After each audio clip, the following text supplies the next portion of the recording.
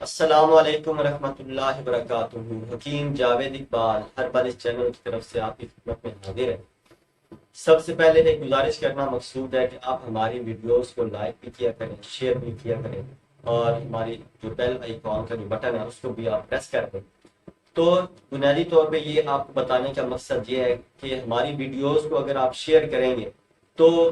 آپ تو فائدہ اس کا اٹھا رہے ہیں، لیکن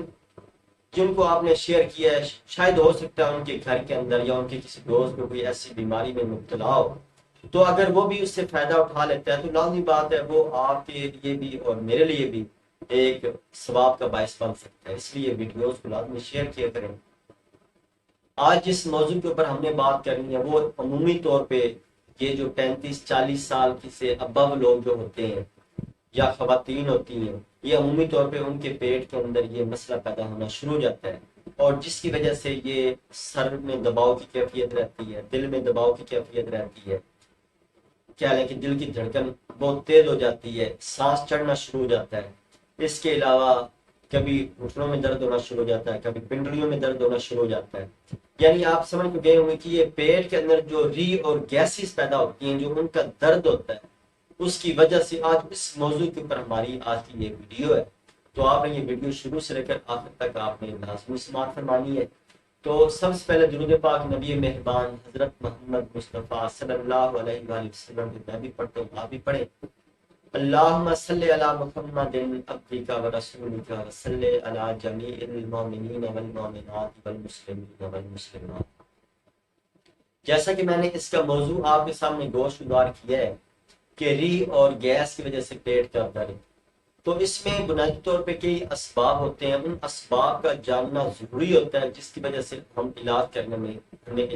میں آسانی ہو جاتی ہے، اور پھر تھوڑی سی کوئی ایسی گھر میں موجود چیز سے بھی وہ فائدہ اٹھایا جا سکتا ہے۔ تو بنیادی طور پہ اس کے اسباب کے اندر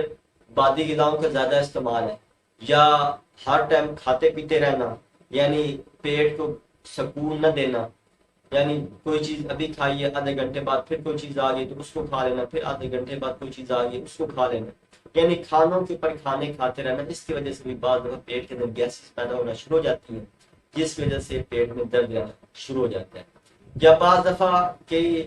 نوجوان یا بعض افراد یہ فاسٹ فوڈز، کولا ڈرنکس وغیرہ کھانے کے زیادہ عادی ہوتے ہیں، تو جو ایسی غذاؤں کا زیادہ استعمال کرتے ہیں تو ان کے پیٹ کے اندر بھی ری اور گیس پیدا ہونا شروع ہو جاتی ہے، جس کی وجہ سے درد ہونا شروع ہو جاتا ہے۔ اور یہ درد کا مقام صرف پیٹ نہیں ہوتا، بعض دفعہ یہ کندھوں میں درد ہونا شروع ہو جاتا ہے، بعض دفعہ سر میں درد ہونا شروع ہو جاتا ہے، یہ جو کنپٹیاں جو ہیں یہ پھڑپھڑانا شروع ہو جاتی ہیں، بعض دفعہ یہ جو خاص طور پہ جو بھویں ہیں یہاں پہ درد رہنا شروع ہو جاتا ہے، اور بعض دفعہ یہ سر کی جو بیک سائڈ جو ہے یہاں پہ درد رہنا شروع ہو جاتا ہے، بعض دفعہ یہ پنڈلیوں میں درد آ جاتا ہے۔ یعنی اس کا یہ جب ری اور گیسز پیدا ہوتی ہیں تو جو جسم کا کمزور حصہ ہوتا ہے یہ وہاں پہ نفوذ کر جاتا ہے، اس نفوذ کرنے کی وجہ سے پھر یہ وہاں پہ درد کا باعث بنتی ہے۔ تو جیسا کہ میں اس کی اسباب کے بارے میں آپ کو بتا رہا تھا کہ اس کے اسباب کے اندر بادی غذاؤں کا استعمال، تلی ہوئی غذاؤں کا زیادہ استعمال، یا اور ایسی چٹپٹی غذائیں جو ہے ان کے استعمال کی وجہ سے یہ عمومی طور پر یہ مسائل پیدا ہونا شروع ہو جاتے ہیں۔ تو اس کی علامات کے اندر جیسے کہ میں نے آپ کو شروع میں بھی بتایا ہے کہ بعض دفعہ یہ درد جو ہے اصل مقام تو اس کا میدا اور آنتیں ہی ہوتی ہیں، یعنی جو بھی آپ غذا کھاتے ہیں وہ لازم بات آپ کے میدے اور آنتوں میں جا کے آگے باہر خارج ہوتی ہے۔ تو پراپر طریقے سے جب وہاں پہ وہ گیسز اگر خارج ہوتی رہیں پھر تو وہ درد وغیرہ کی کیفیت پیدا نہیں ہوتی، لیکن اگر وہ باہر پراپر طریقے سے خارج نہیں ہو رہی ہے تو لازم بات ہے پھر وہ پورے جسم کا جب دورہ کرتی ہے تو وہاں پہ درد کی کیفیت پیدا ہونا شروع ہو جاتی ہے۔ تو یہ مقام اس کا مختلف ہو سکتا ہے، کبھی سر میں ہو سکتا ہے، کبھی کندھے ہو سکتے ہیں، کبھی گردن ہو سکتی ہے، کبھی کمر ہو سکتی ہے، کبھی پنڈلیاں ہو سکتی ہیں، یعنی مختلف مقام، کبھی پیٹ کا کوئی حصہ اس میں مبتلا ہو سکتا ہے۔ بعض دفعہ یہ ری گیسز کی وجہ سے گردوں میں درد ہو جاتی ہے، کیونکہ وہاں پہ یہ جب گیس جا کے ٹھہرتی ہے تو اس کی وجہ سے وہاں گردوں کے اندر درد ہونا شروع ہو جاتی ہے، بعد مثانے میں درد ہونا شروع ہو جاتا ہے، یعنی اس کا مقام کوئی بھی ہو سکتا ہے، کسی بھی جگہ پہ یہ درد پیدا کر سکتی ہے۔ تو اس کا علاج بنیادی طور پہ جو ہم آپ کو آج بتانے والے ہیں وہ بھی انتہائی آسان علاج ہے۔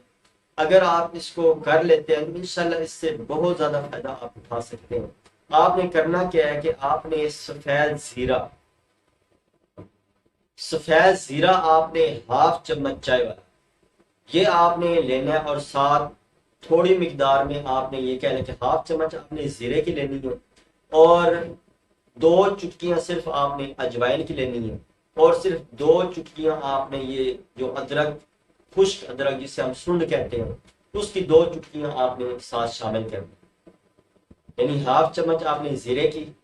2 چٹکیاں آپ نے اجوائن کی، اور اس طرح 2 چٹکیاں آپ نے اس ادرک یعنی سنڈ کی، یہ آپ نے شامل کر کے آپ نے اچھے طریقے سے ان کو ملا لینا ہے۔ ملانے کے بعد منہ کے اندر ڈال کے آپ نے اس کو اچھے طریقے سے چباتے رہنا، جب دیکھیں کہ آپ نے بالکل اچھے طریقے سے وہ چبا لی ہے، بالکل باریک ہو گئی ہے، وہ آپ نے اوپر سے نیم گرم پانی کا آدھا کپ آپ نے اوپر سے پی لینا، یا چائے کا 1 کپ آپ پی لیں۔ تو یہ اگر آپ کے اندر یہ کیفیت اس میں مبتلا رہتے ہیں، تو یہ اگر آپ لگاتار اس کو صبح و شام استعمال کرتے ہیں تو انشاءاللہ اس سے یقینی فائدہ ہوگا انشاءاللہ۔ اور یہ نیچرل دوائی ہے، دیسی دوائی ہے، اس کا کوئی سائیڈ افیکٹ نہیں ہے، کوئی نقصان نہیں ہے۔ اللہ تعالیٰ میرا اور آپ کا حامی و ناصر ہو۔ اللہ تعالیٰ ہم سب کو شفائے کلی سے نوازے۔ السلام علیکم ورحمۃ اللہ وبرکاتہ۔